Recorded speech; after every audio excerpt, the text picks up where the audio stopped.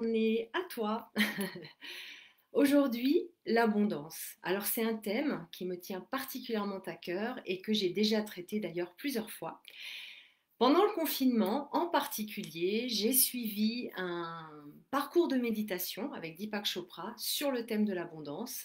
Et puis j'ai mis en place une certaine routine que je te partagerai un peu plus loin, une routine d'abondance et des opportunités professionnelles sont apparues. Donc j'avais vraiment envie de partager ça avec toi.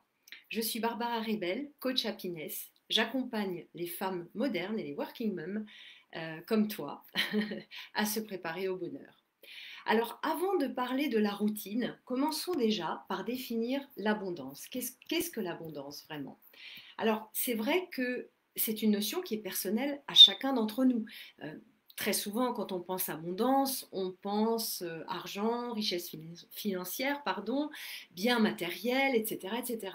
Mais quand on se pose la question de savoir ce qui nous manque vraiment, ce qui ferait de nous une personne prospère, une personne capable de vivre dans le contentement, qui est heureuse avec qui elle est et ce qu'elle fait, par exemple, eh bien, on s'aperçoit que d'autres notions émergent. La santé, par exemple, c'est un thème particulièrement fort, mais il y a également les liens affectifs. L'abondance, ça peut être aussi la liberté, le temps retrouvé. Ça peut être le pouvoir, ça peut être aussi la sécurité, le prestige. Autant de notions que recouvre ce mot un peu valise de l'abondance. Et ces objectifs sont bien sûr très différents les uns des autres. Ils peuvent tous, d'une certaine façon, nous amener à vivre dans l'abondance. Alors comment sortir de la spirale du manque et comment créer cette conscience qui est propice à la prospérité? Alors c'est ce que j'appelle comment vibrer en fait sur une fréquence d'abondance. J'aime bien cette notion de vibration et de fréquence. Alors la première chose à faire, effectivement, c'est de cultiver une conscience propice à l'abondance. Par exemple, si tu crois que l'argent c'est mal, que pour vivre heureux, il faut vivre caché, eh bien c'est que d'une manière ou d'une autre, tu as des croyances limitantes. Et inconsciemment, bien sûr, tu sabotes tes tentatives d'attirer l'abondance dans ta vie. Alors, je crois qu'on a tous l'expérience de personnes autour de nous qui veulent systématiquement faire passer les autres en premier, même quand c'est à leur propre détriment. D'autres estiment qu'effectivement, il ne faut pas susciter la convoitise, ou alors quand on a trop de biens, on peut risquer de tout perdre. Certains artistes en particulier pensent qu'ils ne peuvent pas réussir financièrement parce que ça compromettrait leur intégrité artistique. On a également, nous les coachs, les thérapeutes et les professionnels de la relation d'aide, bien souvent des blocages et des barrières parce qu'on se sent investi d'une mission et on pense que c'est incompatible avec un gain financier. Donc, à la source de ces croyances, eh bien sûr, il y a la culture judéo-chrétienne qui nous a imprégnés d'associations financières plutôt négatives considérée comme source de péché, il fut un temps où l'Église réprouvait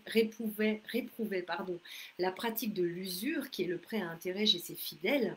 Mais ce sont des raccourcis finalement incomplets et trompeurs, puisque la Bible ne dit pas que l'argent est la racine de tous les maux, elle dit que l'amour de l'argent est la racine de tous les maux. Et ces croyances sont la vie dure. Aujourd'hui, 78% des Français estiment encore qu'il est mal perçu d'être riche dans notre pays. Donc pour devenir riche et le rester, et là je parle de la partie effectivement aisance matérielle et financière, il faut donc commencer à déconstruire ces pensées limitantes qui sont héritées de notre histoire, de notre éducation, de la société, qui ont eu des raisons d'être probablement à un certain moment, mais qui ne sont plus valables aujourd'hui. Donc déployer des efforts pour t'enrichir ne sert à rien si tes croyances inconscientes ne te soutiennent pas. Si tu crains la pauvreté, eh bien tu vas focaliser ton esprit et ton énergie sur le manque et c'est exactement ce que tu vas obtenir. A l'inverse, si tu cultives un esprit de prospérité, si tu te concentres sur la richesse qui est déjà la tienne, qui existe déjà, qui est déjà présente, eh bien tu en obtiens davantage. Et ça m'amène au deuxième point que je vais évoquer, celui de la résonance. La résonance, pour moi, c'est la clé pour vivre l'abondance. Parce qu'effectivement, d'abord, il faut se considérer comme quelqu'un qui mérite cette aisance financière. Donc, il faut que tu te considères comme quelqu'un qui mérite l'aisance financière et que tu en fasses ton credo. De cette manière, tu vas libérer toutes les mémoires, les imprégnations qui te maintiennent justement dans le manque, mais aussi tu vas attirer à toi des personnes et des circonstances qui vont entrer en résonance avec ces pensées d'abondance. Alors pour mieux expliquer, pour mieux comprendre cette notion qui a été développée par de nombreuses personnes et notamment en lien aussi avec la physique quantique, eh bien, il suffit de la rapprocher du phénomène de vibration qu'on appelle sympathique, la vibration sympathique en musique. Sur un instrument de musique à cordes, comme le piano par exemple, certaines cordes, justement celles qu'on appelle sympathiques, entrent en vibration par simple résonance avec les notes jouées sur une autre corde. Or, nous savons que nos cellules utilisent la résonance pour communiquer, se propager et guérir. La résonance, disait un certain auteur, Dawson Church, qui a beaucoup travaillé là-dessus, la résonance, c'est le champ de la matière et les systèmes similaires résonnent entre eux. Autrement dit, pour attirer une énergie d'abondance, eh bien, il faut vibrer sur cette fréquence de prospérité. C'est une image que j'aime beaucoup. Autrement dit, pense, respire, imagine et vis l'abondance. Cette nouvelle résonance d'ailleurs se crée à l'aide d'exercices tout simples. On en reparlera un peu plus loin. Ensuite, remarque l'abondance qui t'entoure. Contrairement à certains pays plus pauvres, nous disposons d'infrastructures pour nous déplacer, d'écoles, de structures d'accueil pour les enfants, d'hôpitaux, de restaurants, de lieux de divertissement. Il faut avoir ce changement aussi de perspective pour considérer que ces conditions de vie sont vraiment privilégiées et on a tout à portée de main. Tu peux également aller encore plus loin et t'entraîner à voir l'abondance en toutes choses. Un compliment, un sourire, une pièce de monnaie trouvée par terre, etc., etc. Tout cela améliore ton expérience de vie parce que, comme je le disais, la prospérité, c'est avant tout un état d'esprit. Alors, autre point que je veux aborder avec toi aujourd'hui, c'est la reprogrammation du mental. Alors, c'est un terme un peu barbare, mais je vais m'en expliquer. Tu vas voir que c'est beaucoup plus simple qu'il n'y paraît. Les pensées qui sabotent ton accès à l'abondance, elles accordent aussi trop de pouvoir à l'argent. Il y a comme une espèce d'obsession ou de leitmotiv autour des biens matériels et de l'aisance financière. Et moi, j'ai envie de t'inviter à réfléchir à la question sous-jacente. Autrement dit, qu'est-ce que l'argent? Qu'est-ce que les biens matériels que tu souhaites éventuellement t'apporteraient? Et quand je pose cette question à mes coachés, très souvent, les réponses qui arrivent sont surprenantes. Ça va être la liberté. L'argent va m'apporter la liberté. Les biens matériels vont m'apporter le bonheur, la sécurité, le pouvoir, le prestige, toutes ces notions dont j'ai parlé en introduction, qui en réalité, l'argent n'est pas la source de ces états. Toutes ces notions ne proviennent pas de l'argent en tant que tel. Donc tu comprends bien que ces ressentis, qui sont finalement ceux que l'on cherche à travers l'argent, ces ressentis sont générés par des cascades neurochimiques qui libèrent les fameuses hormones du bonheur. Et là, je parle de la dopamine, de la sérotonine, de l'endorphine et de l'oxytocine. Et ces hormones du bonheur, ce sont elles qui nous apportent des sensations et des émotions agréables. Alors, autrement dit, le moyen le plus rapide de te sentir bien, eh bien, ce n'est pas de chercher à obtenir quelque chose qui te le procure, mais c'est te donner l'autorisation de le ressentir et de créer l'espace nécessaire pour le faire ici et maintenant.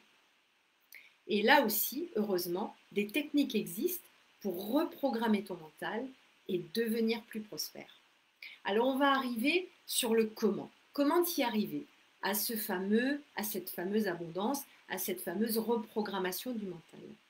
Alors moi, au cours de ma pratique de coach professionnel de vie, j'ai constaté que pour amorcer un changement d'état d'esprit, le plus simple, c'est de mettre en place une routine. Alors, routine est un mot qui peut être un peu péjoratif parce que ça peut renvoyer à de l'ennui, à des répétitions inintéressantes. Dans le sens dans lequel je veux l'employer avec toi aujourd'hui, je veux parler plutôt d'un ensemble de bonnes habitudes, un espèce de cercle vertueux. Et ces habitudes, je t'invite à les répéter pendant un certain laps de temps. Alors moi, je dis 3 semaines, ou plus si tu as envie, mais en tout cas 3 semaines. Et il s'agit de prendre des petites pratiques, des petits exercices, brefs, simples, même ludiques, pourquoi pas, soyons fous, faciles à intégrer à ton quotidien et que tu vas par contre répéter tous les jours, tous les jours, tous les jours. Des pratiques brèves mais répétées sont plus susceptibles d'induire un changement durable. Et ce qui m'intéresse avec toi aujourd'hui, c'est vraiment d'introduire un changement durable. Pas quelque chose qui va te faire du bien pendant 2-3 jours et après tu en reviens là où tu en étais, mais au contraire, un petit pas que tu fais aujourd'hui et qui va en amener un deuxième demain et un troisième après-demain, etc. Et au bout de 21 jours, tu constateras des changements. En tout cas, c'est ce que moi, j'ai vécu. Alors, je reviens sur les pratiques. Donc, les routines, je disais, c'est un ensemble de pratiques, mais pas 10. C'est souvent une, deux ou trois pratiques, un, deux ou trois exercices si tu préfères. Et ça suffit largement parce qu'il faut quand même les répéter. C'est ça qui est intéressant. Alors, je choisis ces exercices et ces pratiques je m'inspire de différents domaines, la psychologie positive bien sûr, mais aussi la PNL, ça peut être aussi de la visualisation créatrice, de l'art coaching, etc., etc. Donc je ne me limite pas à un certain domaine de compétences, mais au contraire, je vais piocher dans ce que j'ai vécu moi, dans mon expérience et dans ce que j'ai transmis jusqu'à présent. Alors, cette routine que je te propose, cette routine pour vivre l'abondance, eh bien, elle va t'aider sur deux plans. D'abord, je vais te proposer en fait deux exercices. Et le premier, il va t'aider à ressentir les émotions que l'abondance t'apportera. C'est très, très important de ressentir les émotions le plus intensément possible parce que c'est ainsi qu'on va déclencher des cascades neurochimiques dans notre corps, dans notre cerveau, puis dans notre corps. Et c'est ainsi qu'on va pouvoir mettre en place, mettre en œuvre des changements. Et puis, le deuxième pas, ça va être d'entrer en résonance avec la pensée d'abondance dont tu as besoin. Parce que finalement, je parle beaucoup de richesse, d'argent, de biens matériels. Je le disais en introduction, c'est la première chose auquel les gens pensent. Mais en réalité, peut-être que pour toi, l'abondance, c'est déjà d'avoir des liens affectifs. C'est peut-être d'avoir tout simplement la santé, de la retrouver ou de la garder. Ça peut être d'avoir plus de liberté, plus de temps libre, etc., etc. Donc, cette pensée d'abondance qui est la tienne, qui est personnelle, eh bien celle-ci, je vais t'inviter à la visualiser, à la symboliser, à la concrétiser pour que effectivement tu puisses attirer ce qui est juste pour toi. Alors qu'est-ce qui va se passer une fois que tu auras pris ces petites habitudes et que tu vas pratiquer ces petits exercices qui encore une fois sont très simples, à la portée de tous et ne prennent pas beaucoup de temps, parce que je sais que tu as quand même un emploi du temps chargé comme le mien, eh bien qu'est-ce qui va se passer à la fin des 3 semaines? Tu auras accompli un enchaînement de bonnes habitudes que j'appelle une routine, et ça va te permettre de vivre l'abondance dans ta vie quotidienne, et en tout cas, c'est vraiment tout ce que je te souhaite. Tu verras que des changements vont apparaître, j'ai envie de dire comme par magie, mais ce n'est pas magique. C'est tout simplement ce que tu vas envoyer dehors. Tous les changements que tu vas faire à l'intérieur de toi, tu vas les envoyer dehors, ils vont être perçus et ils vont générer des feedbacks et des résultats. En tout cas, c'est ce qui s'est passé pour moi. Alors, je te mets cet article en lien dans la vidéo et je te propose qu'on se retrouve dans 15 jours pour parler d'une autre routine. En attendant, je te souhaite un bon cheminement et bien entendu, beaucoup, beaucoup d'abondance. Bye bye.